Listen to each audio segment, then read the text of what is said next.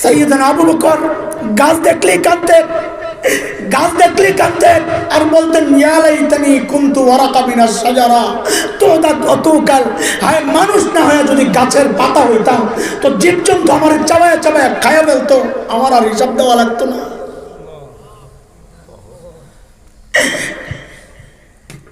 কোথায় আবু বকর, কোথায় ওমর, কোথায় ওমর?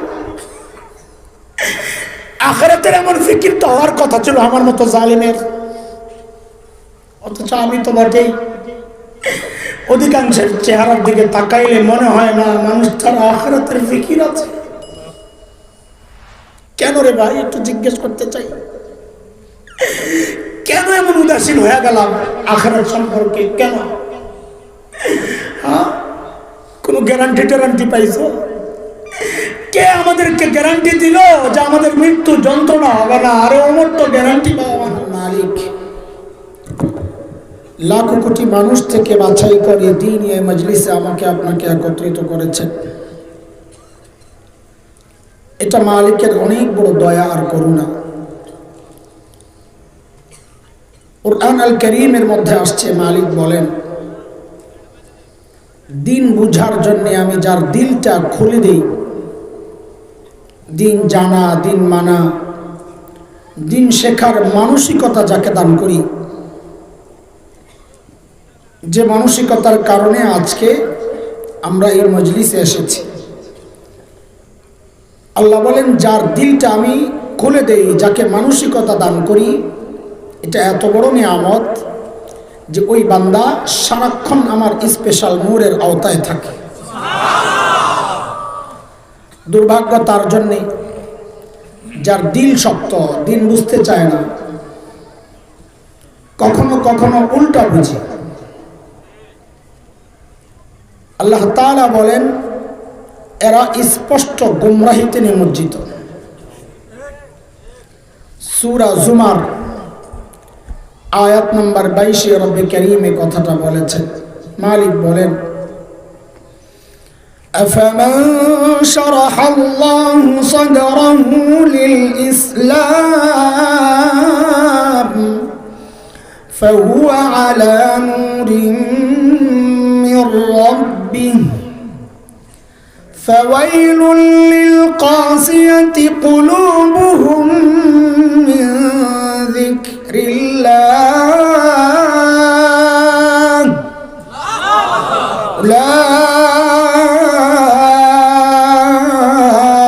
أولئك في ضلال مبين।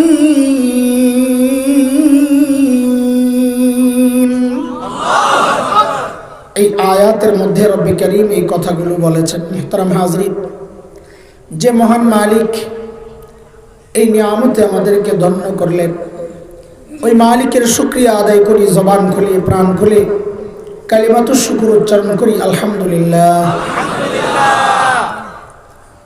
লম্বা সময় থেকে আপনারা কষ্ট করছেন, অপেক্ষার কষ্ট। আয়োজকদের সাথে আমার সাথে টাইমিং একটু ভুল বোঝাবুঝি হওয়ার কারণে, কারো দোষ নাই, ওনারাও বুঝেন নাই, আমিও বুঝি নাই, এরকম কিছু একটা হয়েছে আর কি। যাই হোক, যতক্ষণ বসেছিলেন জীবনের একটা লম্বা সময় দ্বীনি মজলিসে থাকা, কিচ্ছু যদি না নিয়ে যান, একদম কিচ্ছু নিতে পারেন নাই, বয়ান ভাল লাগে নাই, কথার কথা, আমলের মতো কিচ্ছু বাদ নাই, তাও আমাদের বড়রা বলেন তাও তুমি অনেক কিছু পেয়েছো। কেন? জীবনের একটা গুরুত্বপূর্ণ সময় তুমি গুনাহমুক্ত ছিলা। এই একটা মুহূর্ত আমার আর আপনার জীবনের, এটা আমাদের নাজাতের জরিয়া হতে পারে। আল্লাহ কখন কোন উসিলা মাফ করে দেন বলা তো যায় না। মুহতারাম হাজরিন, আমি সূরা হাশরের ছোট্ট একটা আয়াত তেলাওয়াত করেছি, একেবারেই ছোট আয়াত। আল্লাহর কাছে তৌফিক চাই এই আয়াতকে সামনে রেখে যেন মালিক এমন কিছু কথা বের করে দেন যে কথাগুলো আমার নিজের সাথে আপনাদেরও হেদায়েতের কারণ হয়। এই কথাগুলোর সবচেয়ে বেশি মুহতাজ আমি নিজেই। আমাকে উদ্দেশ্য করিয়ে আমি কথাগুলো বলবো, সাথে যদি আপনাদেরও ফায়দা হয়। আল্লাহ সুবহানাহু ওয়া তাআলা আমাকে আপনাকে বড় মায়া করে একটা ডাক দিচ্ছেন, ইয়া আইয়ুহাল্লাযীনা আমানু, ও ঈমানদারেরা। এই ডাকটা মালিকের বড় মায়ার ডাক। কুরআন আল কারীমের মধ্যে আল্লাহ বান্দাকে, ঈমানদার বান্দাকে দুই ভাবে ডেকেছেন। এক ইয়া আইয়ুহাল্লাযীনা আমানু, ও ঈমানদারেরা। আরেক ডাক হচ্ছে ইয়া আইয়ুহান নাস, ও মানুষ। মুফতি শফি রহমাতুল্লাহি আলাইহি বলেন এই দুই ডাকের মধ্যে অনেক পার্থক্য। কি পার্থক্য? বলে আমরা আমাদের সন্তানদেরকে ডাকার ক্ষেত্রেও এই পার্থক্যগুলো করি। আমাদের সন্তানদেরকে ডাকার ক্ষেত্রে আমরা দুই ভাবে ডাকি। কখনো নাম ধরে, ওই আব্দুল্লাহ, তো সন্তান বুঝে বাবার মুখ ভালো না, হয়তো রেগে আছে, ডাকের নমুনা ভালো না। কিন্তু বাবা কখনো বাবা আর সন্তানের যে সম্পর্ক, ওই সম্পর্ক ধরে ডাক দেন, আব্বু, তো সন্তান বুঝে বাবা আমাকে মায়া করে ডাকতেছে।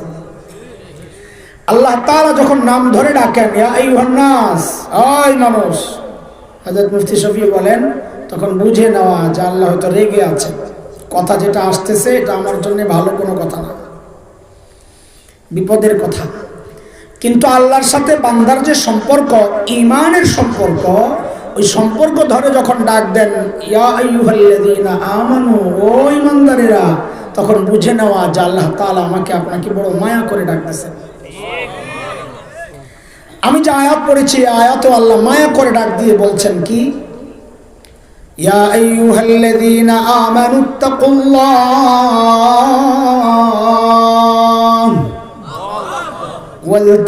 ওয়ালতানজুর নাফসুম মা কদ্দামাত লিগাদিন ওয়াত্তাকুল্লাহ।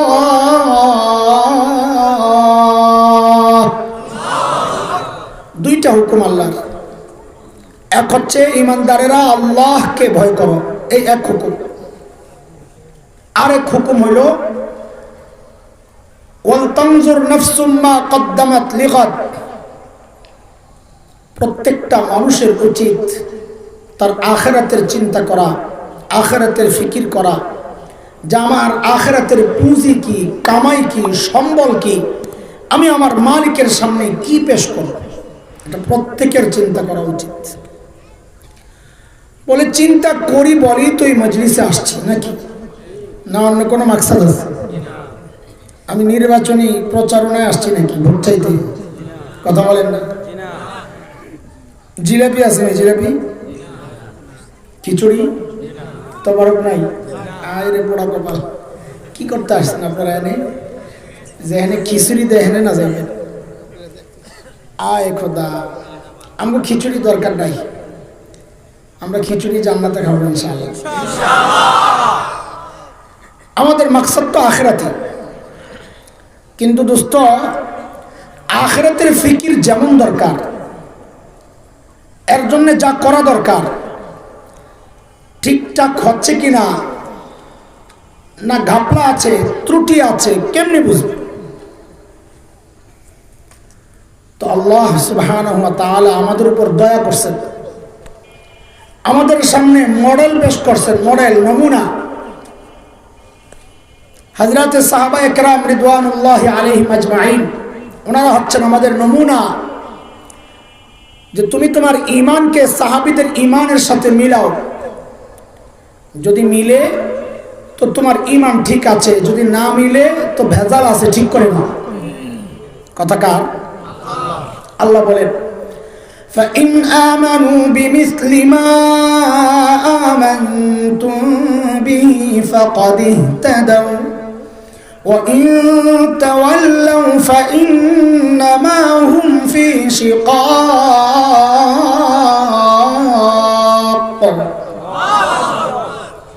বলে তুমি তোমার তাকওয়াকে সাহাবীদের তাকওয়ার সাথে মিলাও। বলে কেন মিলাবো?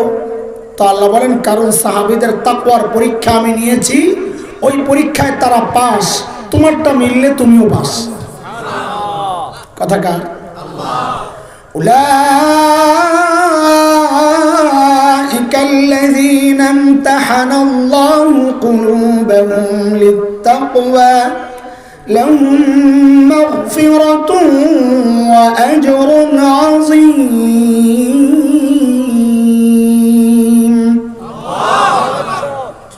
কাজে আমল কাদের সাথে মিলাইতে হবে? আজানের আগে মাইকে আপনি দুরূদ শরীফ পড়বেন কি পড়বেন না এটা আপনার বিষয়। মাইক আপনার, মসজিদ আপনার, সব আপনার, আমি বলার কেনা। তবে অনুরোধ হইল সাহাবীদের আমলের সাথে মিলাইয়া দেখেন, যদি মিলে করেন, না মিলে ছাড়। দুরূদ শরীফ বৈশা পড়বেন না দাঁড়ায়া, জিলাপি আপনার, অনুষ্ঠান আপনার, আমি বলার কে। তবে আলেম হিসাবে আপনার পায়ে ধরে বলা যায়, আপনি আপনার এই আমলকে সাহাবীদের আমলের সাথে মিলাইয়া দেখেন, যদি মিলে করেন, জিলাপি একটা আমারেও দেন, না মিললে ছাড়েন। ভেজাল আছে কথা, কথা কয় না সোজা কথা। আচ্ছা, এইভাবে মিলাইলে কি পাবো? জিলাপি তো পাবেন না। এইভাবে মিললে কি মিলবে না? তো কি মিলবে? তো আল্লাহ বলতেছেন কি মিলবে, শোন। والسابقون الأولون من المهاجرين والأنصار والذين اتبعوهم بإحسان رضي الله عنهم ورضوا عنه وأعد لهم جنات تجري تحتها الأنهار خالدين فيها أبدا ذلك الفوز العظيم।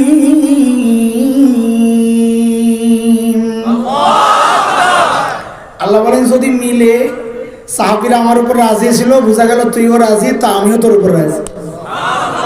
তো বুঝলাম রাজি, তো পামুকে এটা কর। তা আল্লাহ কয় সাহাবীদের জন্য জান্নাত তৈরি করে রাখছি, তোর জন্য রাখ। আলহামদুলিল্লাহ। তবে সাহাবীদের সাথে আমাদের আমল হুবহু মিলবে না, কিন্তু এটাও মাথায় রাখা। হুবহু মিললে আল্লাহ আমার আর আপনার এই যুগে পাঠায়, নবী যুগই পাঠাইতে। যদিও ছোটবেলায় আমরা একটা গজল গাইতাম, ছোটবেলায় তো আমার গলা অনেক সুন্দর ছিল, টনটনা গলা ছিল, খুব সুন্দর তিলাওয়াত করতাম, গজল গাইতাম। এখন তো আর নাই কিচ্ছু, ফাটা বাস। এখন তো ফাটাও নাই, এটা সুরসুরে বাস হয়ে গেছে। এর মধ্যে এক সপ্তাহ ধরে আরও নাই, বাসও নাই। এটা এক সপ্তাহ ধরে একেবারে গলা বৈশা কথা বলতে পারি। বন্ধ তো নাই, বন্ধ একটু রেস্ট মেস্ট নিলে না, এটা একটু এটাকে বইকে আর কি করুন, বেচারার দোষ কি? এর তো কোনো দোষ নাই। আল্লাহ রাস্তায় ছেড়ে দিছে, যা কই যায় থামবি, তুই থাম, যায় এক জায়গায় যায় তো থামবো। মাথায় আছে ফাটা বাস দিয়ে যদি বাইরে নিয়ে যায়, তো ফাটা গলা দিয়ে কিছু কথাও গাওয়া যাইব। ঠিক আছে না? ছোটবেলায় একটা গজল গাইতাম, আপনাদের মনে থাকার কথা। আমি গজল গাবো না, তোরা আবার রেডিও হুজুর একটা গজল মার্কেট পাইব, খুব ভালো করে রেকর্ড করে। আমি এগুলোর বিরুদ্ধে বলি, মাহফিলা এনে গজল গাওয়া আর টাইম পাও না তুমি, আর পাবলিক ওইটাই মজা পায়। মেয়ে গজল যদি বক্তার থেকে শুনবেন, তো আপনি বক্তা দাওয়াত দিচ্ছেন কেন? একটা শিল্পী দাওয়াত দেন। বক্তার থেকে আজান, একটা আজান, আজান হুজুর একটা আজান, গাদা তুই হুজুরের থেকে আজান শুনবে, একটা মুয়াজ্জিন দাওয়াত দে। আলেম দাওয়াত দিছিস কি জন্য? আলেম দাওয়াত দিছিস তো কোরআন হাদিসের কথা শুনবি। এখানে ফালতু কাহিনী কয়ে সময় নষ্ট করা যাবে না। বাসর রাতে আমাদের এক ওস্তাদ মজাক করে বলতেন, বাসর রাতে নতুন জামাই যেটা কিচ্ছা কয়, বুঝবা ঝামেলা আছে। বাসর রাতে বুঝি কিচ্ছা কওয়ার টাইম, ও আছে বসে বুঝি আজান দেওয়ার টাইম, বোঝা গেল টাইম পাস করার একটা পলিসি। আরে কথা কও, কথা শেষ করতে পারি না। এই আজান আর গজল কওয়ার টাইম কই রে, তোর কই পাশা তো টাইম। সুবহানাল্লাহ, হাই কথা এগো দোষ নাই। কদিন আগে দেখছি পিচ্চিয়া খাবে চলে পোলাবান খুব গালাগালি বকাবকি করতেছে, কয়টা পাইকা গেছে। ওর তো সমস্যা না, পোলাবান মানুষ কি বুঝ আছে। আর ওদিনকার পোলা দোস্ত তোমার, তুমি আর দাওয়াত দিছো কেন? দোস্ত তোমার, তুমি এই দেড় ইঞ্চ কি 18 ইঞ্চ না কি বলে, 1.5 হাত। বক্তার যোগ্যতা কি? 1.5 হাত, এটাই তার যোগ্যতা। আরে সুবহানাল্লাহ, কত বড় আল্লামা, 1.5 হাত যোগ্যতার নাম কি? যোগ্যতার নাম আগে ছেলে ছিল, মেয়ে ছিল, এখন বেড়া। পরিবর্তন হয়েছে, জেন্ডার পরিবর্তন হয়েছে, যোগ্যতা এটাই। কিছু না, কত বড় যোগ্যতা! আল্লাহু আকবার। আগে মেয়ে আসলেন, ছেলে হয়ে গেছেন বিশাল বক্তা। আল্লাহ, আল্লাহু আকবার। পীড়ন দরকার তো। দাওয়াত দিছিস কেন? এবার বই খেলার কি, তুই দাওয়াত দিছিস কেন? সব পড়ছে, যা আছে সব পড়ছে। তো ছোটবেলায় গাইতাম আমরা যেটা, জন্ম যদি হতো মোদের রাসূল পাকের কালে, আহা রাসূল পাকের দেশে। বাস, ওস্তাদরা আটকাইতেন, এটা কেমন গজল গাছ? হা, কি সমস্যা? কোন যুগে জন্ম হইলো তোর জন্য ভালো, এটা তুই ভালো বুঝিস না, আল্লাহ ভালো বুঝে। গাদা, নবীর যুগে জন্ম নিলে যে তুই আবু বকর হইতি, এই গ্যারান্টি কে দিছে তোরে? তুই তো আবু জাহেল হইতে পারতি। আরেক মুসিবত। তবে একটা খুশির খবর আছে, শুনবেন। পাগলের সুখ মনে মনে একটা কথা আছে না? ওই আপনারা মনে করেন আমি টাইম পাস করতেছি, আমি আপনার খাতির পাতাইতেছি। মহব্বত তৈরি না হইলে মনোযোগ দিয়ে কথা শুনবেন না। আগে একটু মহব্বত করতে, আমি তো কখনো আসি নাই আপনার এলাকায়, এই জন্যে একটু খাতির পাতায় এলো যে বেড়ার এলাকা একটু চিনেন কেমন, এরপরে না কথাবার্তা আগে। একটা খুশির খবর আছে, খুশির খবরটা বলার আগে আমার জবাব দেন। এখন বাজারে টমেটো কত কেজি? মাশাআল্লাহ, বেডিরা খুশি আপনাকে বলে, বাজার ঠিকঠাক করেন দেওয়া যায়। কত? 120। আচ্ছা, এটা ফ্রেশ না ভেজাল? ভেজালটা খান 120 টাকায় না? মাশাআল্লাহ। আপনাদের এলাকায় টমেটোর চাষ হয়?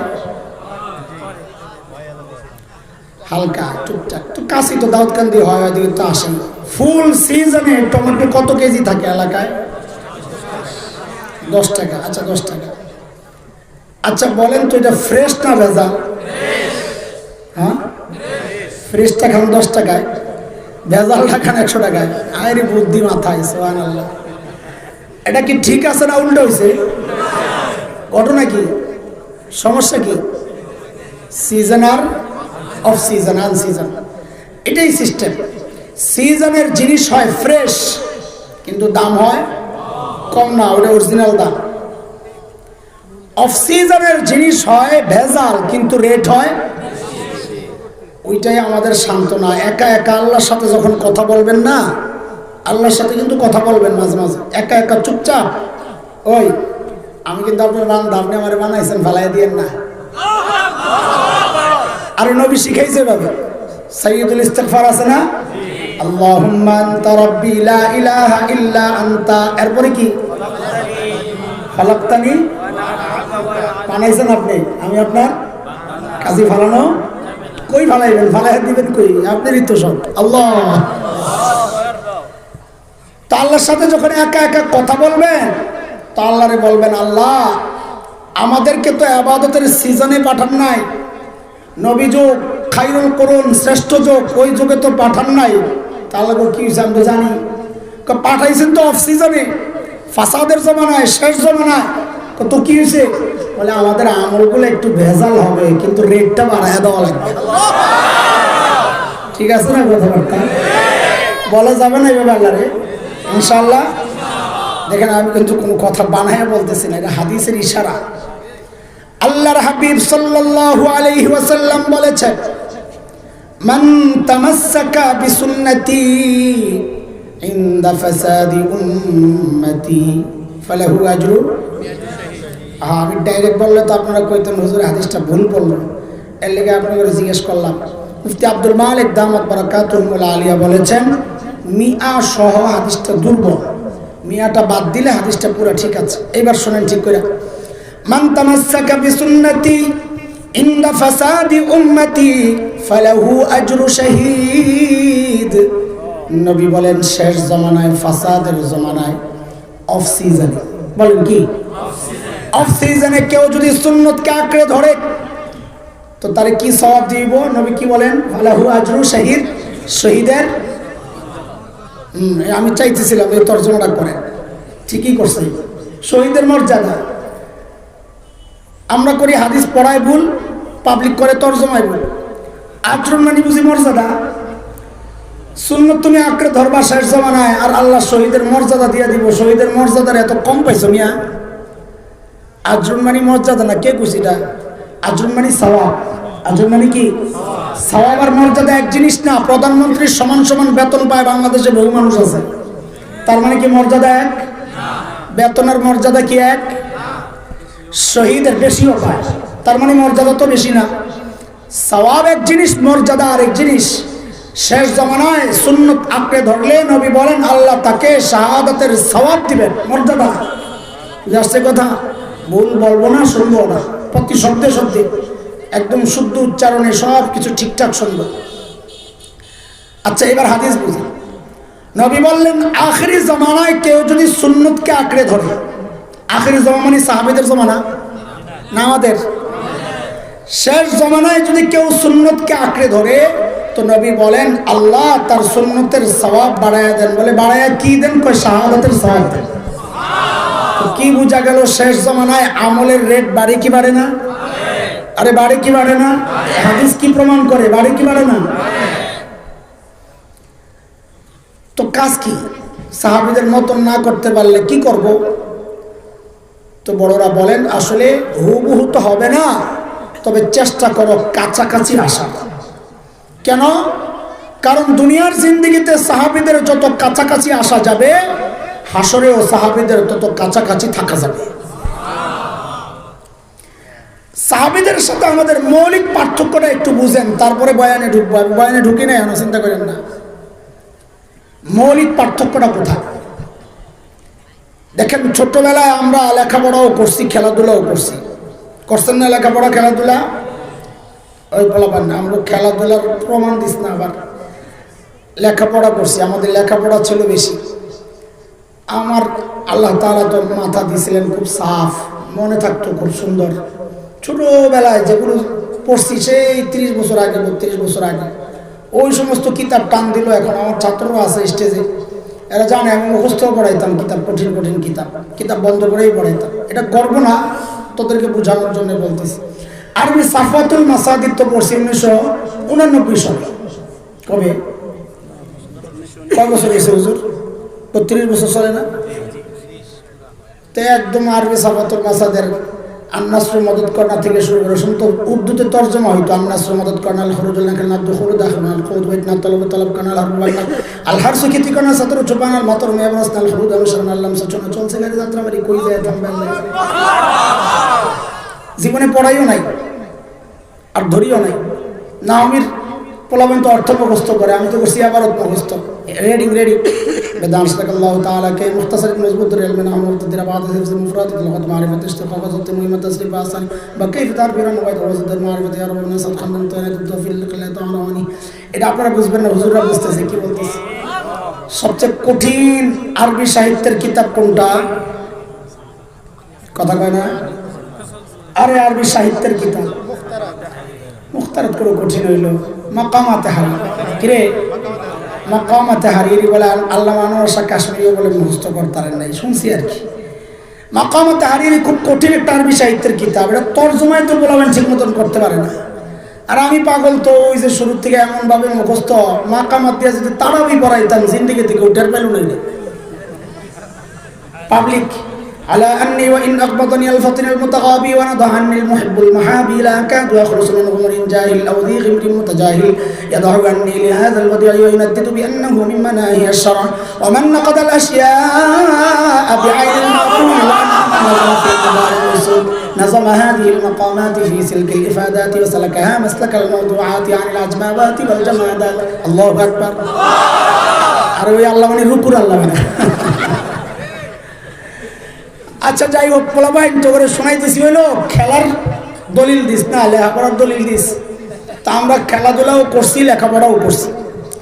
এখনকার বাচ্চারা খেলাধুলাও করে, লেখাপড়াও করে। তা আমাদের সাথে ওদের পার্থক্য কোথায়? আমরা খেলাধুলা লেখাপড়া করতাম, ফাঁকে ফাঁকে খেলতাম, আর ওরা চায় খেলতে ফাঁকে ফাঁকে পড়তে। ঠিক সাহাবায়ে কেরামের সাথে আমাদের আমলের পার্থক্যটা এটাই। সাহাবায়ে কেরামও দুনিয়ার কাজ করছেন, আখিরাতের কাজও করতেন। আমরাও দুনিয়ার কাজ করি, আখিরাতের কাজও করি। পার্থক্য কোথায়? সাহাবায়ে কেরাম আখিরাতের কাজ করতেন, ফাঁকে ফাঁকে দুনিয়ার কাজ করতেন। আমরা দুনিয়ার কাজ করি, ফাঁকে ফাঁকে আখিরাতের কাজ করি। কথা সহিহ?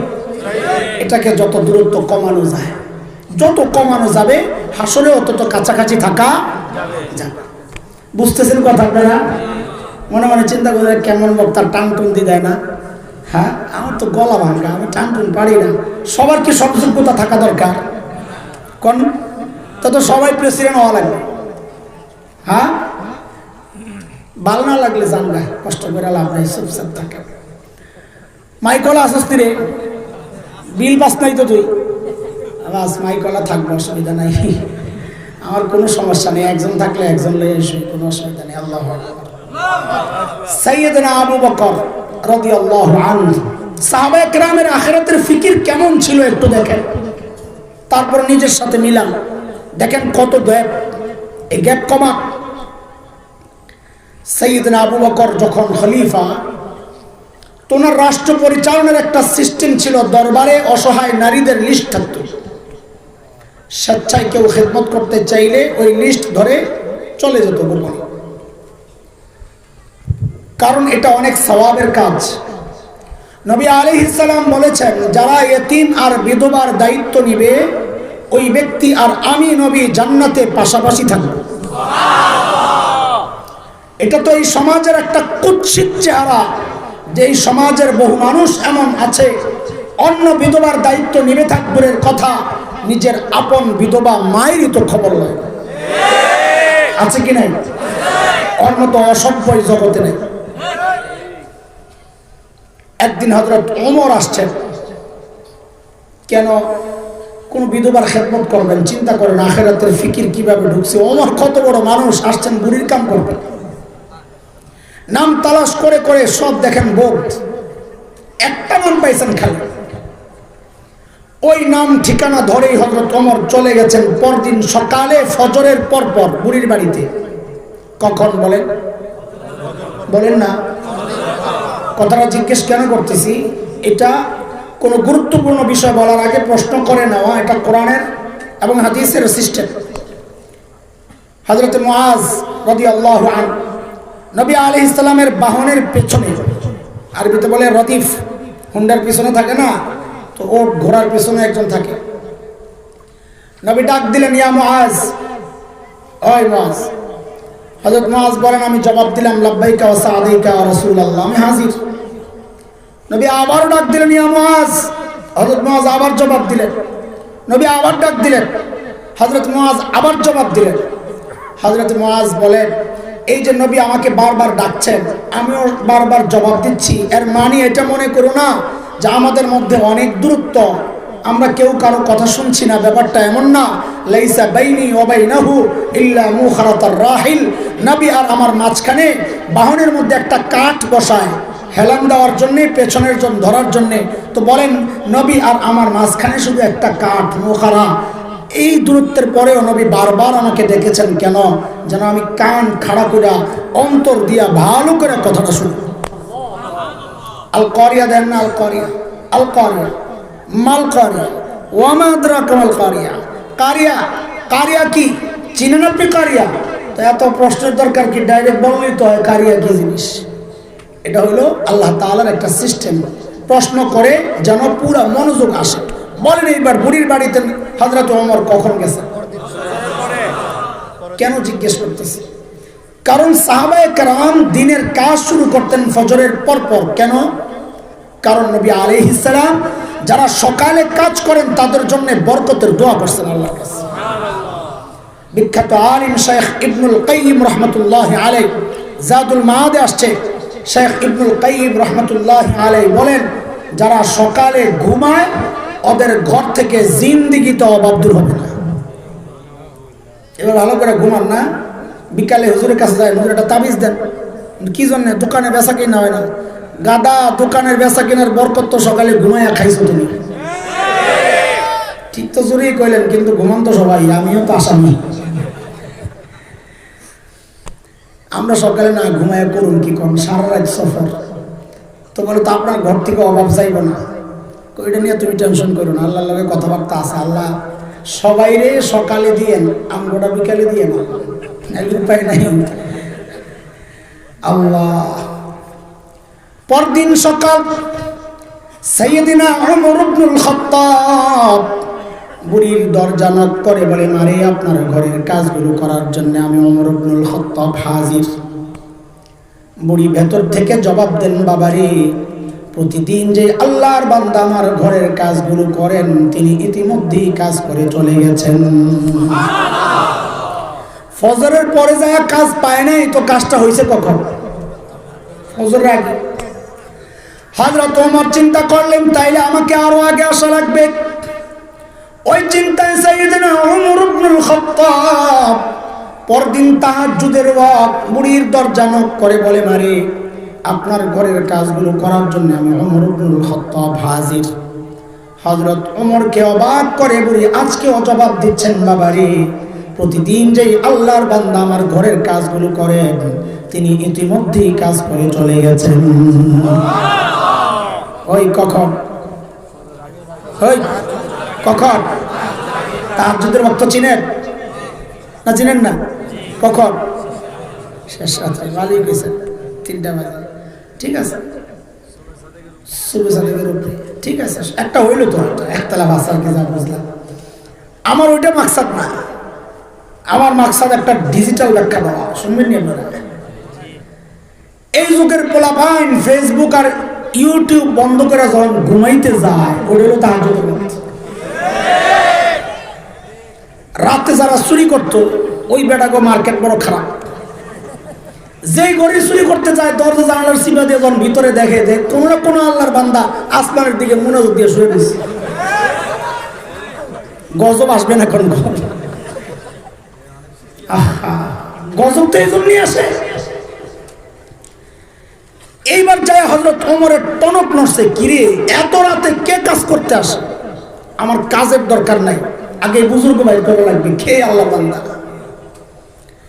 পরদিন ইশার নামাজের পর সাইয়েদনা ওমর ইবনুল খাত্তাব বুড়ির দরজার সামনে এক ঝোপের আড়ালে চুপচাপ বসে আছেন। দেখবেন এত রাতে কে কাজ করার জন্য আসে।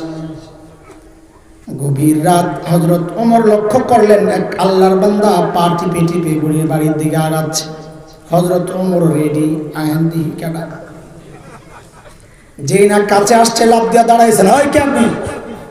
বাপরে ওমরের যে আওয়াজ, রাতও গভীর, মানুষটাও একা। এমন সিচুয়েশনে যদি আমি পড়তাম সাথে সাথে কাপড় নষ্ট করে ফেলতাম। কিন্তু হযরত ওমরের আওয়াজে ওই ব্যক্তি ভয় পাবেন থাক দূরের কথা, উল্টা হযরত ওমর যাকে দেখছেন নিজেই চমকায়া গেছেন। দেখেন ইনি আর কেউ না, খলিফাতুল মুসলিমিন আবু বকর সিদ্দিক রাদিয়াল্লাহু। ওমর তো অবাক হয়ে গেছেন, আবু বকর আপনি? ঘটনা কি? পায়ের দিকে তাকায় দেয়, জুতা নেই। আবু বকরকে ওমর বড় মহব্বত করতেন, এমনি লাইগা থাকতেন কিন্তু দুইজনে। লাগা মানে কি আবার শেয়ার মিনির লাগা না, কার চেয়ে আমলকে বেশি করতে পারে, প্রতিযোগিতা। কিন্তু মহব্বত করতেন। কি ব্যাপার দোস্ত, জুতা কই? এটা তো বাংলাদেশের মসৃণ মাটি না, সেখানে পাথরের টুকরা কাটা কুটা হবে যাবে বহুত কিছু। জুতা কই? আহারে সাইয়েদনা আবু বকর কি জবাব দেন, ওমর জুতা পড়লে আওয়াজ হয়, মানুষ যায় না যায়, আমি তো কেবল আমার মালিককে জানাইতে চাই। আই ইখলাস কারণ আমরা আমল করে আর ডাইনে বামে তাকাই, কেউ দেখলো কিনা, না দেখা পর্যন্ত তো শান্তিই লাগে না। হ্যাঁ ঠিক আছে বুঝলাম। ওমর, আবু বকর আপনি আসছেন কেন ভাই? সারাদিন প্রশাসনিক কাজে ব্যস্ত থাকেন, রাতে একটু ঘুমাবেন, তা না আপনি আসছেন এই রাতে বুড়ির বাড়ির কাজ করার জন্য। কেন রে ভাই, আমরা নাই, আমরা মরে গেছি। তা হযরত আবু বকর কি জবাব দিলেন দোস্ত, ওই জবাবটাই আমার বয়ান, অল্প কথা কিন্তু জবাবটা এখনই শোনাচ্ছি না। কেন? জবাবটার ওজন কত এটা বুঝতে হলে আগে আবু বকরের ওজন বোঝা লাগবে। কারণ ব্যক্তির ওজনের উপর কথার ওজন ওঠানামা করে। ধরেন আপনার রাস্তায় এক ভিক্ষুকের সাথে দেখা, আপনাকে বলল কালকে দেখা করিস, তোরে খুশি করে দিব। তা আপনি মনে মনে হাসবেন, নিজে ভিক্ষা করে খায় আবার আমারে খুশি করবে, পাগলা কোথাকার। কিন্তু যদি এলাকার এমপি সাহেব আপনাকে বলে ওই কালকে দেখা করিস খুশি করে দেব, তখনও হাসবেন না আশা করবেন? করবেন তো? কেন? কথা তো একটাই, ওই যে ব্যক্তির ওজন বাড়ছে তো কথারও ওজন বেড়ে গেছে। বুঝে আসছে না? আবু বকর কত বড় মানুষ, আল্লাহু আকবার। আরে আমার বড় প্রিয় মানুষ আবু বকর, খুব পড়ি আমি আবু বকর, কিছু পাইলেই বলি, আর যত পড়ি ততই মুগ্ধ হই। কি মানুষ এটা! আয় হায় হায়। একদিন আম্মা জানা আয়েশা মদিনার স্বচ্ছ পরিষ্কার আকাশের দিকে তাকায়া তাকায়া দেখেন লক্ষ লক্ষ নক্ষত্র দেখা যায়।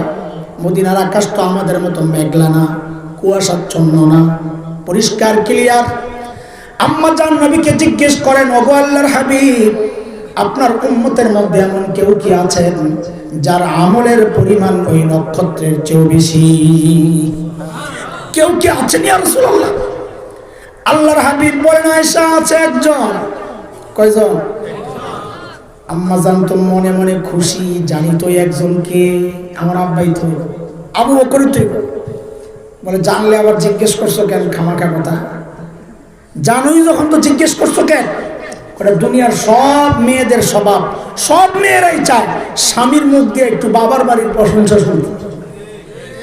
ঠিক, একদিন খালি বদনাম করে দেখেন, এক সপ্তাহ তরকারি মজা হয় কথা বলে।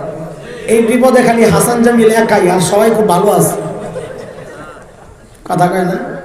আরে কথা তো বলেন না, ডরাইতেছেন, ঘরে গেলে ধরবে নাকি? খুশি যে আজকে হুজুরি দিয়া সাইজ করতেছি, আমি তো পারি না কিচ্ছু। খুব খুশি না? গাদা সাইজ তোমারে করা হয়েছে, তুমি টের পাও নাই কেন? কারণ তার মা বাবার প্রশংসা করলে তার খুশি লাগে, বদনাম করলে কষ্ট লাগে। সন্তান হিসাবে এটাই তো হওয়ার কথা। খারাপ তো তুই। এই বউ যখন তোর মা বাবার বদনাম তোর কানে ঢুকায়, তোর কষ্ট লাগে না? বউয়ের কথায় যায় মা বাবার সাথে খারাপ আচরণ কর, খারাপ তো তুই, বউ তো ঠিকই আছে। আল্লাহর হাবিব বলেন, আয়েশা আছে একজন। ও আয়েশা, আমার যে উম্মতের আমল ওই নক্ষত্রের চেয়েও বেশি। আয়েশা, সে হচ্ছে ওমর ইবনুল খাত্তাব। কে কে? হায় হায়, এখন আম্মা জানের অবস্থা কি? মুখটা একদম মলিন হয়ে গেছে। কি আশা করলাম নবী কি বললেন এটা? আল্লাহর হাবিব তো চেহারা দেখেই বুঝছেন যে ভিতরে গন্ডগোল চলতেছে। স্বামী স্ত্রীর এক, এটা আল্লাহ প্রদত্ত সম্পর্ক, মাওয়াদ্দা ও রাহমা, কোরআনের দুইটা শব্দ, গভীর সম্পর্ক। স্বামী একটু মাইন্ড করলে বিবি টের পায়, বিবি একটু মাইন্ড করলে স্বামী টের পায়। কথা ঠিক কিনা? বলো ভাই, ঠিক করে দেন না কারবার গড়বড় করে ওই আবার ঠিক করে। কি বুঝোস রে? আব্বা আম্মারে দেখে না? এমনি তো একটা কথাই আছে, ইংরেজিতে বলে face is the index of mind. মানুষের ভিতরে কি কাজ করে এটা তার চেহারায় প্রকাশ পায়। আম্মা জানের চেহারা দেখেই নবী বুঝছেন ভিতরে গন্ডগোল চলতেছে। তো নবী সান্ত্বনা দিচ্ছেন, আয়েশা, তুমি ভেবেছিলে তোমার বাবার নাম বলবো না? আরে আয়েশা, শোনো শোনো, তোমার বাবা আবু বকরের হিসাবটা আলাদা। কেন তুমি মিলাও? আমার গোটা উম্মতের আমল যদি এক পাল্লায় করা হয়, আর একা তোমার বাবা আবু বকরের আমল যদি আরেক পাল্লায় করা হয়, ও আয়েশা, তোমার বাবা আবু বকরের পাল্লা ভারী হয়ে যাবে। আবু বকর চিনে? আল্লাহ আল্লাহ। একদিন হযরত ওমর আসছেন। আয়েশা বলেন, কি জানেন দোস্ত, আপনার সাথে একটা লেনদেন করতে চাই। লেনদেন? কে বলে? কাকে? আবু বকর। তাও কি লেনদেন করবেন আপনি? দোস্ত, আমার সারা জিন্দগির যত আমল আছে সব আপনারে দিয়ে দিতে চাই। আবু বকর কি রে, ওমর তো ভালো মানুষ হয়ে গেল কবে? সারা জিন্দগি আমার সাথে আমল নিয়ে করলো প্রতিযোগিতা, আর এখন বলে সব দিয়ে দিব না। আরে এনে কোনো গাপলা আছে, কোনো গোমর আছে? আবু বকর মানুষ সরল সোজা, কিন্তু ব্যাকল্প না। বুঝেন না এই কথা? এই যে আমরা হুজুর করে দেখেন আবু বকরের সন্তান, দেখতে মনে হয় দুনিয়ার কিচ্ছু জানে না, পাবলিক ওইটাই মনে করে হুজুরের কিচ্ছু বুঝে না, সব বুঝে হেরা। বোকা যার সিনায় কোরআন হাদিসের ইলম, সে বোকা না। বোকা তো সে যে আসমানি ইলম থেকে বঞ্চিত। আলেম বোকা হয় না, সরল সোজা হয়। আমাদের একজন বড় মুফাসসির ছিলেন আল্লামা মুস্তাফা আল হুসাইনি রাহমাতুল্লাহি আলাইহি, মনে আছে নি? আমাদের মতো তো ভুনবান ছিল না, দেখলে মনে হয়তো কোনো মসজিদের অস্থায়ী মসজিদ। অস্থায়ী মসজিদ বুঝলেন তো? মসজিদ নতুন বিয়ে করছে, এমন বেচারা শ্বশুর বাড়ি যাইতে মনে চায়। এসার নামাজ পড়া এলাকার মুরব্বী একটা ডাক দিয়েছে, চাচা একটু যদি ফজরের আজানটা দিতেন, একটু শ্বশুর বাড়িতে ঘুরে আইতাম। চাচা কয় যান, আমারও তো এককালে এরকম জীবন আসছিল, যান। ওই যে ফজরের আজান দেওয়া মসজিদ, এটার নাম দিছি আমি অস্থায়ী মসজিদ। আমাদের মুস্তফা আল হোসাইনী রহমতুল্লাহ আলাইহি দেখতে এমনই দেখা যেত। তো হুজুর মাহফিল শেষে এক জায়গায় বসতেন খাইতে। কেন মাহফিলে খাওয়ায় নাই? এটা আপনারা বুঝবেন না, আমরা বক্তারা আর ভুক্তভোগী। মাহফিলের আগে যত টানাটানি থাকে, মাহফিলের পরে আর খোঁজখবর থাকে না। জি কোস মানে আবার খাওয়ান ছাড়া বিদায় করিস না, জি কর। আমি উদাহরণ দিয়ে না কইছি, সমস্যা নেই, আমার বাসা কাছে আছে। তো মুস্তফা আল হোসাইনী রহমতুল্লাহ আলাইহি খাইতে বসছেন। খাওয়া দাওয়া শেষ, সুন্নত তরিকায় চেটে চেটে খাচ্ছেন। একটা হাড্ডি ছিল, ওই হাড্ডিটা বসে বসে চাবাইতেছে। পাশের টেবিলে এক ভদ্রলোক বসে বসে চা খায়। কি খায়? দুনিয়া এমন বহু পাবলিক আছে, দাড়িওয়ালা টুপিওয়ালা দেখলে চুলকানি শুরু হয়, আসেনি? ওই বেটা ওই ক্যাটাগরির। এই যে দেখছে হুজুর হাড্ডি চাবাইতেছে, মনে মনে করে হুজুর তোমার সাইজ করার একটা মোক্ষম সুযোগ পাইছি। চায়ের কাপটা হাতি নিয়ে হুজুরের টেবিলের সামনে দাঁড়ায়, স্যার এক্সকিউজ মি। হুজুর ইয়েস বলেন। আচ্ছা হুজুর একটা কথা জিজ্ঞেস করতে চাই। করেন না। আচ্ছা হুজুর আপনার এলাকায় কুত্তায় কি খায়? বদমাইশ হুজুর হাড্ডি খাইতেছে না, বদমাইশ হুজুরে বুঝুন তো কি করতে চাইছে। আপনার এলাকায় কুত্তায় কি খায়? এমন করছে ব্যাককল হুজুরে প্রশ্ন করলে কানতে কানতে মনে হয় বেহুশ হয়ে যায়। হুজুর যে মহাপণ্ডিত হয় তো জানে না। হুজুরে যখন এই কথা জিজ্ঞেস করছে আপনার এলাকায় কুত্তায় কি খায়, হুজুরের অর্ধেকে তাকায় না, হাড্ডি চাবায় আর পায় আমার এলাকায় কুত্তায় চা খায়।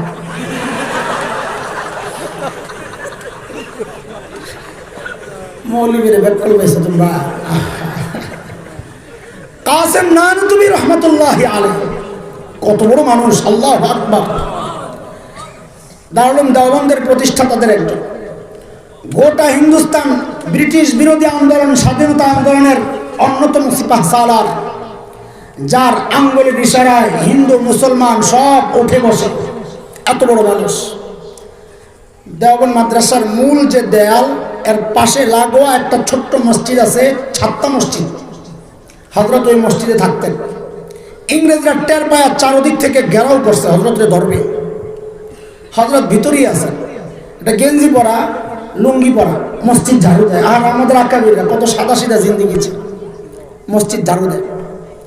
ইংরেজরা ভিতরে ঢুকছে, ঢুকে হুজুরে দেখা এরা মনে করছে মসজিদের খাদেম টাদেম হইব আর কি। কারণ এক ধারণা ছিল এত বড় নেতা, পেটটা তো কমপক্ষে দম লাগে হুজুরের মতো হবার, এক ধারণা এমন ছিল আর কি। তো যা জিজ্ঞেস করতেছে, কাসেম নানু তুমি কাহা? কাকে জিজ্ঞেস করতেছে? কাসেম নানু তুমি কি জিজ্ঞেস করতেছে? কাসেম নানু তুমি কাহা? কাসেম নানু তুমি বলছেন ভালো বিপাকে। যদি বলেন নাই হুম, আমি কাসেম নানু, তো গ্রেফতার হয়। আর যদি বলেন পাতা নেই, আমি জানি না, তো মিথ্যা হয়।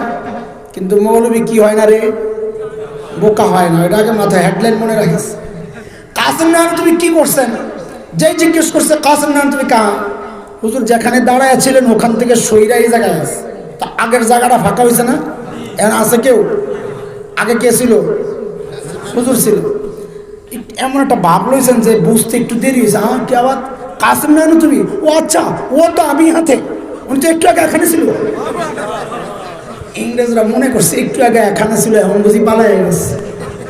আর মৌলবী কি হয় না? আবু বকরও কি ছিলেন না? সরল সোজা ছিল। সূরা লাহাব যখন নাজিল হয়েছে, তো সূরা লাহাবের মধ্যে আবু লাহাবের বউয়ের কথাও আছে। উম্মে জামিল বিনতে হারব ইবনে উমাইয়া, আবু লাহাবের বউয়ের নাম। ওটার মধ্যে আছে তোরও সাইজ করা হইবে। বিডি তো শুনি না, এমন সেটা চাচ্ছে। পাথর একটা লইছে, নবীরে মারবে। কাবার দিকে রওনা দিচ্ছে। নবী আলাইহিস সালাম কাবার পাশে বসে বসে তিলাওয়াত করতেছেন।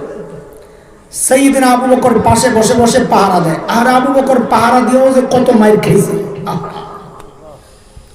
আবু বকর দেখছে উম্মে জামিল আসতেছে, দেখছেন নবীর কানে কানে বলতেছেন, ইয়া রাসূলুল্লাহ উম্মে জামিল আসতেছে, হাতের পাথর, নমুনা বেশি একটা ভালো লাগতেছে না, না জানি আপনারে মারে। নবী আলাইহিস সালাম বলেন, আবু বকর আপনি ভয় পেয়েন না, উম্মে জামিলরা আসতে দেন, আসতে দেন। বলে কেন? বলে উম্মে জামিল আয়েশা আমারে দেখবি না। কেন? এটা নবীর মুজিজা, আল্লাহ আগে জানায় রাখছেন। সূরা বনী ইসরাঈল আয়াত 45, পারা 15, হাফিজে কোরআন ধরলে 5 পৃষ্ঠা 5 নম্বর লাইন فإذا قرأت القرآن جعلنا بينك وبين الذين لا يؤمنون بالآخرة حجابا مستورا নবী আপনি যখন তিলাওয়াত করবেন তো আপনার আর বেঈমানদের মাঝখানে আমি নিরাপত্তা পর্দা দিয়ে দিব, আর আপনাকে দেখবে না। ঠিকই উম্মে জামিল আয়েশা খালি খুঁজে, আবু বকর তো দেখে বলছে চান্দু তুমি তো দেখো না। এখন না পাইয়া ধরছে আবু বকর রে, ওই মোল্লা। তখন তার মোল্লা কয় নাই, যা কইছে সময়ের শব্দ দিয়ে আমি তর্জমা করলাম আর কি। ওই মোল্লা মোহাম্মদ কই, তোর দোস্ত কই? এখন আবু বকর যদি বলেন লা আদ্রি, আমি জানি না, তো আবু বকরের সিদ্দিক কানা যায়, মিথ্যাবাদী হয়। আর যদি বলেন এই যে, আবু বকর মাইর খায়, কারণ আবু বকর করবো এই যে, উম্মে জামিল করবো কইছে, হেতো দেয় না, খাবিনি মাইর। আবু বকর কি চালাক, যে জিজ্ঞেস করছে তোমার দোস্ত কই, মোহাম্মদ কই, আবু বকর আসতে করে কয় খুঁজে দাও। কি কয়? খুঁজে দাও। এটা কি সত্য কথা না মিথ্যা কথা? আরে কোনোটাই না বেটা, মাদ্রাসা ছাত্র জুমলা ইনশা আমরের মধ্যে সত্য মিথ্যা আছে নাকি বেটা? কি জুমলা ইনশার মধ্যে কোনো সত্য মিথ্যা আছে? খুঁজে দেখো।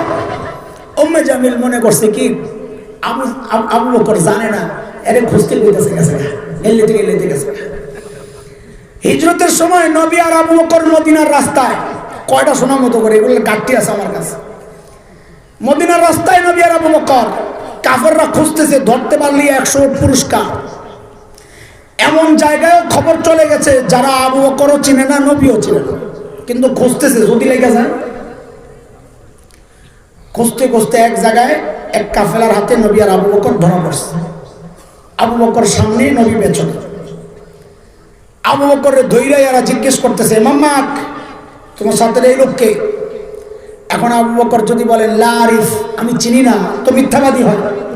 আর যদি বলেন ইনি আমার নবী, তো নবী শেষ হয়। আবু বকর বড় চালাক, কি বলেন তোমার সাথে এই লোককে? তো আবু বকর আস্তে করে জবাব দেন কি, হাজার রাজুল ইয়াহদিনি, এই লোকটা আমারে রাস্তা দেখায়।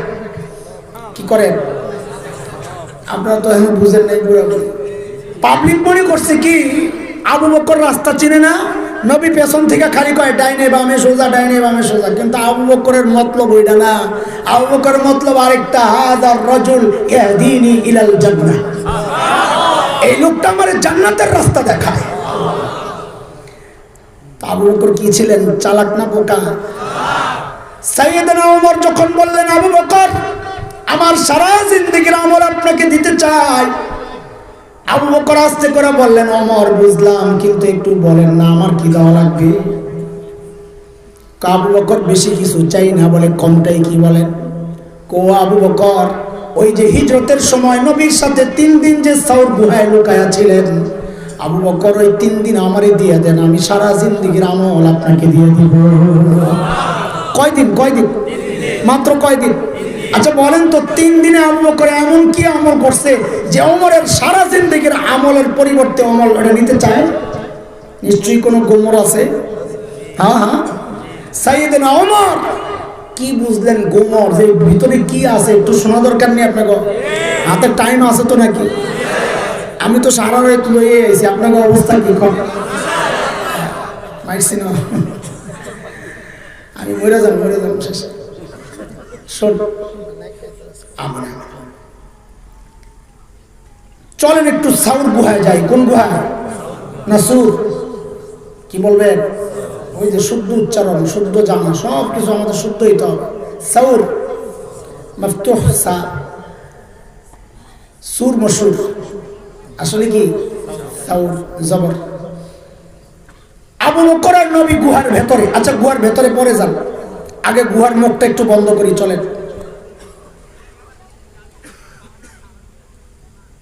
দেখি আপনাকে ওয়াজের পরীক্ষা হবে, ওয়াজ মনে রাখেননি না ভুলে যান। দেখি গুহার মুখে জানি কে কে বাসা বানাইছিল কত, ওয়াজ মনে আছে। আরেকটা প্রশ্ন করি, ওটার উত্তর দিতে পারলে পুরস্কার ভাইয়ের পক্ষ থেকে। ভাই দিবেন না ইনশাল্লাহ? রাজি দিবে পুরস্কার। কত কবুতরে ডিম পারছে কয়টা? 2টা। আর কোনো মত আসেনি? একটাও না। দুই মত পাওয়া গেল। আর কোনো মতামত? চারটা। মাশাআল্লাহ, এটা ভালো জাতের কবুতর।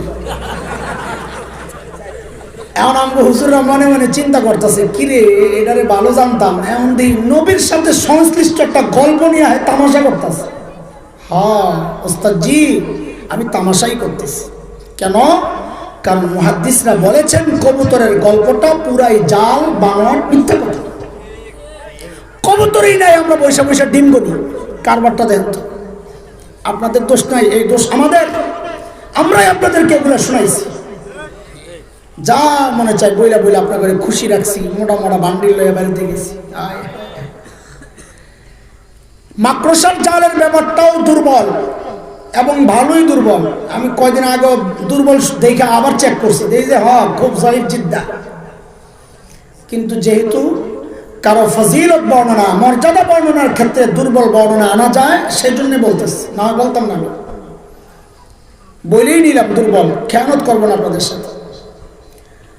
আচ্ছা একটু বলেন আমাকে, আল্লাহ যদি চাইতেন গুহার মুখটাকে পাথর দিয়া বন্ধ করে এমন ভাবে করে দিতেন যেন কাফেররা এসে বুঝতে না পারে এখানে একটা গুহা আছে, এইরকম প্যাকেট কইরা গুহার ভেতরটাকে জান্নাতের টুকরা বানায় দিতে পারতেন কি পারতেন? আল্লাহ তা করেছেন? না করে মাকড়সার জাল বুনে দিলেন। কেন? মাকড়সার জাল অনেক শক্তিশালী যে কাফেররা এটা ছিদ্র করে ছেদ করে ভেতরে ঢুকতে পারবে না। এমন না দুর্বল? আর কথা তো বলেন, মাকড়সার জাল শক্তিশালী না দুর্বল? তো এই দুর্বল বাড়ি দিয়া ঘর দিয়া আল্লাহ নবীকে, কত দুর্বল মাকড়সার জাল।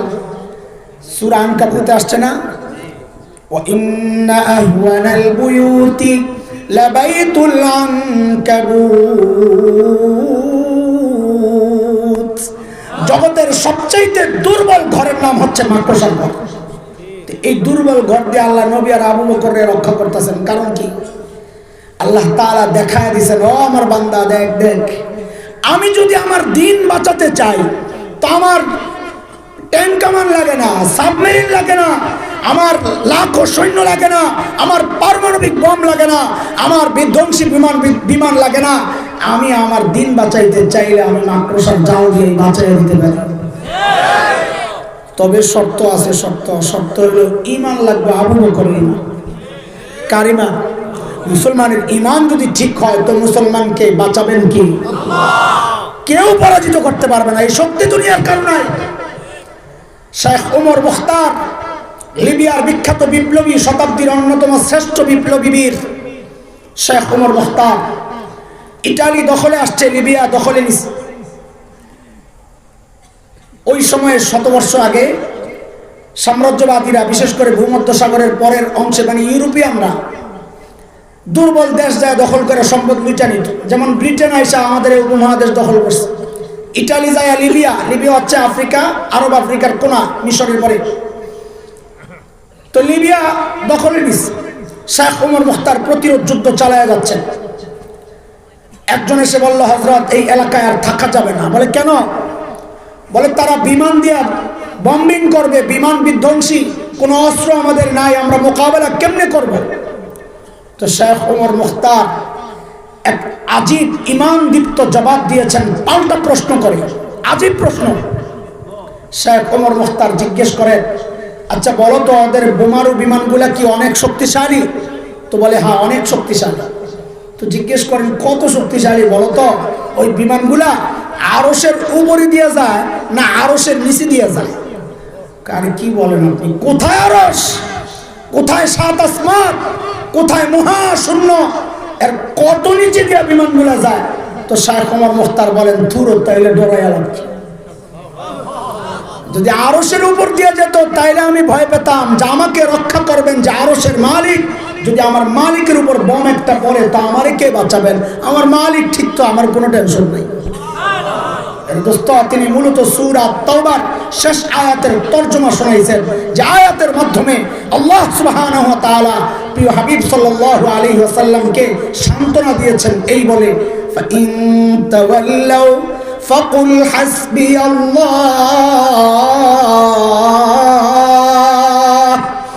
লা ইলাহা ইল্লা توكلت وهو رب العرش العظيم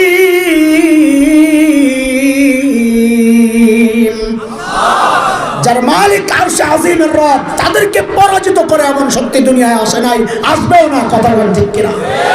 ইতিহাস তাই বলে। নমরুদের মালিক ছিল না, নমরুদ পরাজিত হয়েছে। খলিল ইব্রাহিমের মালিক ছিল, খলিল জিতে গেছেন। ফেরাউনের মালিক ছিল না, পরাজিত হয়েছে। মুসা আলাইহিস সালামের মালিক ছিল, জিতে গেছেন। উতবা শাইবা আবু জাহেল আবু লাহাবদের মালিক ছিল না, পরাজিত হয়েছে। বিলাল হাবশীদের মালিক ছিল, জিতে গেছেন। আল্লাহর সিস্টেমের কোনো হেরফের হয় না। সূরা আহজাব মালিক বলেছেন, সুন্নাতাল্লাহিল্লাতী ক্বাদ খালাত মিন ক্বাবলু ওয়া লান তাজিদা লিসুন্নাতিল্লাহি তাবদীলা। সিস্টেম আগে যা ছিল এখনো তাই, ভবিষ্যতেও তাই থাকবে। যাদের মালিক আছে তাদের পরাজয় নাই। সাম্প্রতিক কালে আমরা দেখেছি ওই পাগড়িওয়ালা জুব্বাওয়ালা দুর্বল আফগান তালিবান, তাদেরকে দেখেছি পরাশক্তি আমেরিকাকে পরাজিত করতে। কেন? আমেরিকার মালিক নাই, কুত্তার মতো পালাতে বাধ্য হয়েছে।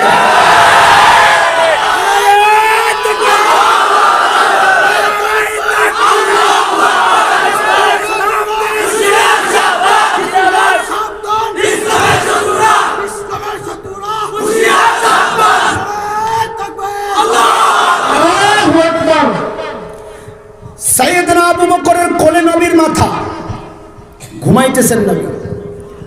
ঘুম থেকে উঠে দেখেন আবু বকরের চেহারার মধ্যে চিন্তার ছাপ। ওই আবু বকরের চিন্তা কার জন্য? নিজের জন্য না নবীর জন্য? আরে আবু বকর কি চিন্তা করবেন? আবু বকরের ছোট্ট মেয়ে হযরত আসমার কথা শোনা। ছোট্ট মেয়ে, হিজরতের সময় নবী আর আবু বকর যখন সাউর গুহা, সাউর গুহা কত উঁচা জানেন? হেরা গুহা, হেরা গুহা যেখানে ওহী আসছে। আমি ওই উপরে উঠছি, গুহায় ঢুকছি। আরো যখন হ্যাংলা পাতলা ছিলাম, কয়েকবার সাউর গুহায় ওঠার নিয়ত করে গেছি পাহাড়ের কাছে। উপরের দিকে তাকায় যখন দেখি শীর্ষের মানুষগুলাকে সাদা পিঁপড়ার লাইনের মতো দেওয়া যায়, আমি বলছি আমার পক্ষে সম্ভব না। আরে এখন তো পাথর কাইটা কাইটা, পাহাড় কাইটা কাইটা সিঁড়ি তৈরি করা হয়েছে, তখন তো সিঁড়িও ছিল না। ওই সময়ে হযরত আসমা প্রতিদিন বকরি চড়ানোর বাহানা করে কোসাই করে করে নবী আর বাবাকে খাবার দিয়ে আসতেন। এই জন্য নবী আদর করে হযরত আসমাকে ডাকতেন কুরসাওয়ালি, জাতুন নেতা কুরসাওয়ালি। একদিন নবী লক্ষ্য করলেন হযরত আসমার কপাল ফাইটা রক্ত পড়তেছে। নবী জিজ্ঞেস করলেন, আসমা কোথায় ব্যথা পাইছো? হযরত আসমা বলেন, ইয়া রাসূলুল্লাহ, আসার সময় আবু জাহেলের হাতে পড়ছিলাম। আবু জাহেল আমাকে ধরছে। ওই আসমা, তোর বাবা আর নবী কই আছে ক, নাইলে মেরালাম। আমি আবু জাহেলের কইছি, আবু জাহেল আমি জানি, মিথ্যা বলবো না, আমি জানি, কিন্তু বলবো না নবী আর বাবা কোথায় আছে। ইয়া রাসূলুল্লাহ, এই কথা বলার সাথে সাথে আবু জাহেল আমাকে এমন এক থাপ্পড় মারছে, আমি ছিটকে যায় পাশের পাথরে বইরা আমার কপাল ফাইটা রক্ত বের হয়ে গেছে। আমি সোজা হইয়া দাঁড়াইছি। আবু জাহেল আইসা গলার টিপা ধরছে। ওই আসমা, এখনই বল তোর নবী কই আছে, নাহলে তোরে মেরে ফেলবো। ইয়া রাসূলুল্লাহ, আমি আবু জাহেলকে জানাই দিছি, মারেন মারেন, কিন্তু শুনে রাখেন আমি আমাকে আপনার হাওয়ালা করতে পারবো, কিন্তু আমার নবীকে আপনার হাওয়ালা করবো না। ওই ছোট্ট বাচ্চার যদি এই অনুভূতি হয়, তো বাবা আবু বকরের অবস্থা কি? চিন্তা কার জন্যে? আল্লাহর হাবিব জিজ্ঞেস করেন, আবু বকর এত চিন্তা কেন আপনার? তা আবু বকর গুহার মুখের দিকে দেখায়, ইয়া রাসূলুল্লাহ দেখেন এরা হাঁটাহাঁটি করতেছে। লাউ আন্না আহাদাহুম ইয়ানজুরু ইলা কাদামাই, গুহার মুখের দিকে তাকানোর দরকার নাই, যদি নিজেদের পায়ের দিকেও তাকায় তাও তো আমাদেরকে দেখে ফেলবে। তো আল্লাহর হাবিব সান্ত্বনা দিচ্ছেন, আবু বকর আপনি ভেবেছেন কি? হ্যাঁ, আপনি ভেবেছেন কি গুহার ভেতরে খালি আমি আর আপনি, আর আমাদের সাথে বুঝি আর কেউ নাই? না আবু বকর না, এই গুহায় কেবল আমি আর আপনি না, আমাদের সাথে আল্লাহ আছে। আল্লাহ তাআলার নবীর এই সান্ত্বনার কথাটুকু আল্লাহর এত পছন্দ হয়েছে, আল্লাহ সূরা তাওবার একটা আয়াতের টুকরা বানায়া নাজিল করে দিয়েছেন। মালিক বলেন, ইযহুমা ফিল গার ইয ইয়াকুলু লিসাহিবি, আয় হায়, এই সূক্ষ্ম সূক্ষ্ম রস যদি বাইর করতে যাই সময় অনেক বেশি যাবে, কিন্তু মনেও চায় না, যেগুলো বাদ দিয়া যায়। আমার খালি গুতায় আশপাশ থেকে ইয হুমা ফিল গার, দুইজন যখন গুহায়, ইয ইয়াকুলু লিসাহিবি, একজন যখন তার সাহাবীকে বললেন, একজন মানে নবী, সাহাবী মানে কে? আমাদের বড়রা এখানে আইসা খুব জজবায় উঠে গেছে, কই দেখছো দেখছো কারবার দেখছো, আবু বকরের অবস্থা দেখছো। আবু বকর যে নবীর সাহাবী, এটা আল্লাহ কোরআনে স্বীকৃতি দিয়ে দিয়েছেন। ইয হুমা ফিল গার ইয ইয়াকুলু লিসাহিবি, কিন্তু ওমরের গোমর কিন্তু এই জায়গায় না, ওমরের গোমর সামনে। নবী বললেন লা তাহজান ইন্নাল্লাহা মা'ানা, আবু বকর আপনি ঘাবড়ায়েন না, আল্লাহ আমাদের সাথে আছেন। আল্লাহ আমাদের সাথে মানি এই যে দেখেন, সাথে মানি এই যে সাথে। ওমর কয় সারছে, এই এক কথায় তো আবু বকর আমাদের চেয়ে বহু দূর চলে গেছে, ধরা ছোঁয়ার বাইরে। কেন কেন? ওমরের চিন্তা, আমার সম্পর্কে নবীর মূল্যায়ন কি, আমাকে নবী কিভাবে মূল্যায়ন করেছেন, নবীর সাথে আমার সম্পর্কের লেভেলটা কি। তো নবী ওমর সম্পর্কে বলেছেন লাউ কানা বাদি নবিয়্যুন লাকানা ওমর, আমার পরে যদি কেউ নবী হতো ওমর হতো। কে হতো বলেন তো? এই হাদিস কি প্রমাণ করে মর্যাদা বেশি কার, ওমরের না আবু বকরের? ওমরের। আবু বকর হলে তো নবী বলতেন আমার পরে কেউ নবী হলে আবু বকর হতো, নবী এটা বলছেন। সর্বপ্রথম আমি যখন সরে বেঁকে পড়ি মরনা, তো এই হাদিস শুনি না আমার মাথা খালি ঘুরে, কিরে এটা কি? আমরা তো জানি মর্যাদা বেশি আবু বকরের, কিন্তু হাদিস তো প্রমাণ করে মর্যাদা বেশি ওমরের। বহুদিন পর্যন্ত এই প্রশ্ন আমার মাথা খালি কিলবিল করছে। হাকিমুল উম্মতের এক লেখায় জবাব পেয়ে গেছি, মালফুজাতে আসছে এই জবাব। বলে না না, এই হাদিসও প্রমাণ করে মর্যাদা ওমরের না আবু বকরেরই বেশি। কেন? নবী বলেন ওমরও ওই গোমর বুঝছে, আমরা বুঝি নাই। ওমর, আমার পরে যদি কেউ নবী হতো তো আপনি হতেন। মানে কি? ওমর, আপনার সাথে আমার সম্পর্কের লেভেল হচ্ছে বাদিয়তের, আগে আর পরে। আমি আগে, আপনি পরে। ওমরকে আমারে কইলেন আপনি আগে আর আমি পরে, আপনার সাথে আমার সম্পর্কের লেভেল হলো বাদিয়তের। আর আবু বকর 3 দিন থাকছে, আবু বকরের নবী কয় আপনি ঘাবড়ায়েন না, ইন্নাল্লাহা মা'ানা, আমিও আপনার সাথে, আল্লাহও আপনার সাথে। আবু বকর, আপনার সাথে আমার সম্পর্কের লেভেল হচ্ছে মাইয়তের। যেন নবী বললেন ওমর, আমার পরে কেউ নবী হলে ওমর হতো, আর আমার সাথে সাথে কেউ নবী হলে তো আবু বকর হতো। ওমর কয় আমার সারা জিন্দেগির আমলের দরকার নাই, ওটা লয়ে যান, কারণ এটা দিয়ে তো পাইছে বাদিয়তের মুকুট, আগে আর পরের সম্মান। 3 দিন দিয়ে দেন, কারণ এটা দিলেই তো মাইয়তের সাথে সাথে মুকুটটা পড়ে লইব। ওমর বুঝছেন ঘুমর, আবু বকর কি বোকা? আবু বকর বুঝেন নাই? আয় হায়, আবু বকর কি জবাব দিলেন দোস্ত? আজ থেকে 10-12 বছর আগে হাকিমুল ইসলাম কারি তৈয়ব রহমতুল্লাহ আলাইহির এক লেখায় যখন আবু বকরের এই জবাবটা আমি পড়ি, ওয়াল্লাহি আল্লাহকে হাজির নাজির রেখে বলতেছি, সাথে সাথে আমি কেঁদে ফেলছি। আরে কি মানুষ আবু বকর, কি মানুষ আবু বকর। ওমর যখন বললেন দিয়ে দেন না, তা আবু বকর কি বলে জানেন দোস্ত? বলেন কি আপনি? আরে বলেন কি ওমর, আমি যদি এই 3 দিন আপনারে দিয়ে দেই তা আমার আর থাকে কি? আমি তো ভাই জীবনে কিছু করতে পারি নাই রে ভাই, 3 দিনই তো আমার পূজা। আবু বকর বলে জীবনে কিছু করতে পারে নাই। আরে কি করেন নাই আবু বকর নবীর জন্য? কি করেন নাই? সব দিয়া শেষ, মসজিদে নববীতে বসে বসে কাঁদতেছে। ও আল্লাহ, ও আল্লাহ, এক সাহাবীকে দিই তো আবু বকর কি কয়ে কাঁদে। যায় দে আবু বকর কইতাছে, ও আল্লাহ, আপনি নবীর আপনার হাবিবের দিলের মধ্যে এটা ঢুকায়া দেন। হাবিব, আবু বকরের কাছে আপনি কিছু চাইেন না, আবু বকর কাছে চাইেন না, চাইলে আবু বকর লজ্জা পায় দিতে। কেন? তখন আপনার হাত যায় নিচে, আবু বকরটা যায় উপরে, আবু বকর লজ্জা পায়। আপনি চাইেন না, আবু বকরের মালকে আপনি নিজের মাল মনে করে যখন যা দরকার খরচ করে। আবু বকর কাঁদতেছে, কি করেন না আবু বকর? হিজরতের সময় নবী যা খালি দরজায় টোকা মারছেন, সাথে সাথে দরজাটা খুলে গেছে। নবী বলে, আবু বকর আপনি ঘুমান নাই? বলে, ইয়া রাসূলুল্লাহ, ওই যে 6 মাস আগে বলেছিলেন আবু বকর বের হওয়া লাগতে পারে, ও আল্লাহর হাবিব, সেই দিন থেকে আজ পর্যন্ত এই দরজাটারে বালিশ বানাইয়া দাঁড়ায়া দাঁড়ায়া ঘুমাইছি। ওই আবু বকর কয় জীবনে কিছু করি না, এটা আমার পুঁজি। আর আমরা ভাবি কত কিছু করছি, জান্নাত মনে হয় আল্লাহ কয়েকটা রেডি করে রাখছে। চলেন এইভাবে আবু বকরের মর্যাদার বিষয়গুলো শোনাইতে থাকলে আমার কাছে এত পুঁজি আছে এই বিষয়ে, সারা রাত চলে যাবে, দরকার নাই। চলেন আমরা ওই যে বুড়ির বাড়ির সামনে আবার ফেরত যাই, মনে আছে নি? হযরত ওমর বললেন, আবু বকর এই গভীর রাতে আপনি কেন আসছেন রে ভাই? বলেছিলাম জবাবটা খুব সিম্পল, আমি আপনি দিলে এটার এত মূল্য ছিল না, কিন্তু জবাবটা যেহেতু আবু বকরের, এই জন্য মূল্য অনেক। কারণ আবু বকর মানুষ উঁচা, অনেক বেশি উপরের, কাজে জবাবটাও অনেক বেশি ওজনের। কথা ঠিক আছে? আবু বকর কি কয় জানেন? হ্যাঁ ওমর, এই কাজগুলো ভাইরে আপনারে দিলেও পারতাম, আপনাদেরকে দিলেও পারতাম।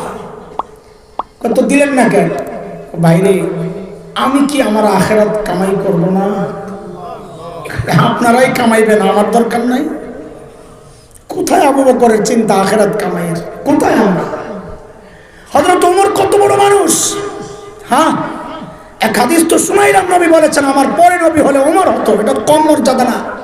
এক হাদিসে নবী বলেছেন ওমর ফিল জান্নাহ, ওমর জান্নাতি। আমি আপনি হকের উপর চললে কি বলা হয়? লোকটা হকপন্থী। অথচ ওমর সম্পর্কে নবী বলেছেন উল্টা কথা, দারাল হাক্কু হাইসু দারা, ওমর যেদিকে যায় হক তার পেছনে পেছনে যায়। নবী বলেছেন ওমর যেই রাস্তায় চলে শয়তান আর ওই রাস্তায় থাকে না, অন্য রাস্তায় যায়। আরবের একজন বিখ্যাত সাহিত্যিক দারুণ একটা লতিফা, একটা চুটকির মতো আর কি লেখছেন, আমার খুব মজা লাগছে দেখা। মসজিদে নববীতে একটা গেট আছে, বাবে ওমর, ওমর গেট। শিয়ারা ওই গেট দিয়ে ঢুকে না, ওমরের সাথে বিদ্বেষ। তো তিনি লেখেন, আয় ওমর, আল্লাহ আপনার উপর রহম করুন, আপনি যখন জীবিত ছিলেন আপনি যেই রাস্তা দিয়ে চলতেন শয়তান ওই রাস্তায় থাকতো না, আপনার মৃত্যুর পর শয়তানের পোলাপেন ওই রাস্তা দিয়ে যায় না। আজীব কথা, আপনারা এতটা বুঝবেন না, হুজুররা বুঝছে। এত বড় মানুষ ওমর। জান্নাতে নবী যখন গেছেন মেরাজের সময়, যায় ওমরের বাড়িটা দেখছেন। দুনিয়ায় আয়েশা নবী এত উচ্ছ্বাস আর আনন্দ প্রকাশ করতেছেন, আরে ওমরের বাড়িটা দেখছি, কি যে সুন্দর বাড়ি, কি যে সুন্দর বাড়ি। আমার দিল চাইছিল একটু বাড়িটার ভেতরে ঢুকি, কিন্তু ঢুকি নাই। কেন জানো? ওমরের যে গায়রত, যে প্রেস্টিজ, আত্মমর্যাদা বোধ, ওমর যদি মাইন্ড করে, এজন্য আমি ঢুকি নাই। কারণ কারো ঘরে তো অনুমতি ছাড়া ঢুকা নিষেধ। সূরা নূরে আসছে না, ইয়া আইয়ুহাল্লাযীনা আমানু লা তাদখুলু বুয়ুতান গায়রা বুয়ুতিকুম হাত্তা তাস্তানিসু ওয়া তুসাল্লিমু আলা আহলিহা। নবী বলেন এই জন্য আমি ঢুকি নাই। হযরত মুফতি তাকি ওসমানী দামাত বারাকাতুহুল আলিয়া এই জায়গায় এসে লেখেন যে এই কথা শোনার সাথে সাথে সাইয়েদনা ওমর বাচ্চাদের মতো হাউমাউ করে কান্না শুরু করছেন, আমি কা বলতে ইয়া রাসূলুল্লাহ, আপনার সাথে আমার আত্মমর্যাদা বোধ, কেন একটু ঢুকলেন না? এত বড় মানুষ ওমর, অথচ আখিরাতের ফিকির কলিজায় কিভাবে ঢুকছে দেখো। জীবন সায়ান্নে হযরত ওমর মৃত্যুর মুখে আবু লুলু মাজুসির ছেলে যখন বিষাক্ত খঞ্জর দিয়া পেটের মধ্যে চালায়, নারীগুলি বের হয়ে গেছে, হযরত ওমরের কাপড় দিয়ে পেঁচায়া হযরত ওমরকে শোয়া দেওয়া হয়েছে মসজিদে নববীর ফ্লোরে। হযরত ওমর বেহুশ, একজনের কোলে মাথা, একটু হুশ ফিরছে তো নামাজের খবর লইছেন, ফজরের নামাজে ছিলেন তো নামাজের খবর লইছেন। দ্বীনের ব্যাপারে ওমর কতটা সিরিয়াস ছিলেন। দরজায় এক যুবক দাঁড়ানো, দেখেন যে তার কাপড় টাকনুর নিচে, নিজের এই অবস্থা, ওই অবস্থায় ডাক দিচ্ছেন, ওই কাপড়টা টাকনুর উপরে ওঠাস না। আল্লাহু আকবার। এরপর কি করলেন হযরত ওমর? এরপর হযরত ওমর নিজের মাথাটাকে কোল থেকে নিয়ে মসজিদে নববীর ফ্লোরে রাখছেন। বুঝেন তো ফ্লোরটা কি? পাকা টাইলস ছিল তখন, মোজাইক ছিল, মার্বেল পাথর, কি ছিল ভাই? আরে বলেন না কি ছিল? আহা, প্রায় অর্ধ জাহান যিনি শাসন করেছেন, এটা বললে অনেকে উপহাস করে যে কটুক শাসন করছে, অর্ধ জাহান কেমনে হয়? হ্যাঁ, দুনিয়ার বহু অঞ্চল, আমেরিকা সহ বিশাল এক অঞ্চল তখনও তো আবিষ্কার হয় নাই, অস্ট্রেলিয়া সহ যতটুকু আবিষ্কার ছিল এর মধ্যে ওমর যতটুকু শাসন করেছেন প্রায় অর্ধ জাহান। এত বড় মানুষ, জান্নাতের সুসংবাদ পাওয়া মানুষ ওমর, নিজের মাথাটাকে জমিনের উপর রাইখা হযরত ওমর গালগুলাকে মাটির সাথে ঘষতেছেন আর কাঁদতেছেন, ঘষতেছেন আর কাঁদতেছেন আর বলতেছিলেন, ওয়াইলুল লাকা ইয়া ওমর, ইল্লাম ইয়াগফির লাকা রাব্বুক, ওমর তোমার রব যদি তোমার ক্ষমা না করে, ওমর তোমার জন্য কিন্তু ভয়ঙ্কর বিপদ অপেক্ষা করতেছে। ওমরের মতো মানুষের আখিরাতের এইরকম ফিকির। আরে আবু বকর এত বড় মানুষ, এতক্ষণ শুনাইলাম কত বড় মানুষ আবু বকর, অথচ সাইয়েদনা আবু বকর নির্জনে দূরে চলে যেতেন, একা একা যায় চিৎকার করে করে কাঁদতেন আর বলতেন, ইবনা আবি কুহাফা, এরে আবু কুহাফার বেটা, তুই মানুষ কেন হইছস? তুই মানুষ কেন হইলি? এখন আল্লাহর আদালতে তুই হিসাবকে দিয়ে দিবি। সাইয়েদনা আবু বকর গাছ দেখলেই কাঁদতেন, আর বলতেন, ইয়া লাইতানি কুনতু ওয়ারাকা মিনাশ শাজারা তুদাতুকাল, হায় মানুষ না হয়ে যদি গাছের পাতা হইতাম তো জীবজন্তু আমার চাবায় চাবায় খায়া ফেলতো, আমার আর হিসাব দেওয়া লাগতো না।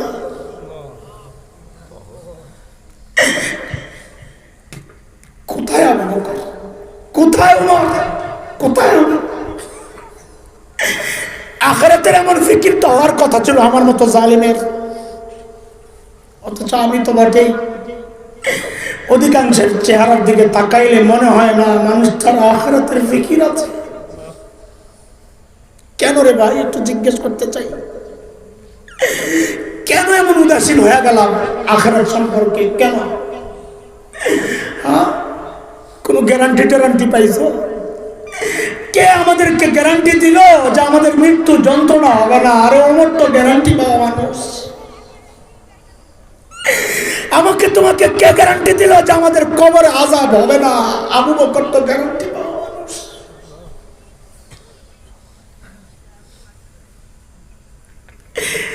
কে গ্যারান্টি দিছে? কেন এমন হয়ে গেলাম বলেন? হ্যাঁ, চুল পাকতে পাকতে সাদা হয়ে গেছে, দাড়ি পাইকা সাদা হয়ে গেছে, এখনো গুনাহ ছাড়তে পারে না। কবে ছাড়বেন? আরে মানুষ করে গুনাহ, কিন্তু কয়দিন করবেন? কয়দিন? এর যুবক ভাই মাহফিলের আয়োজন করছো,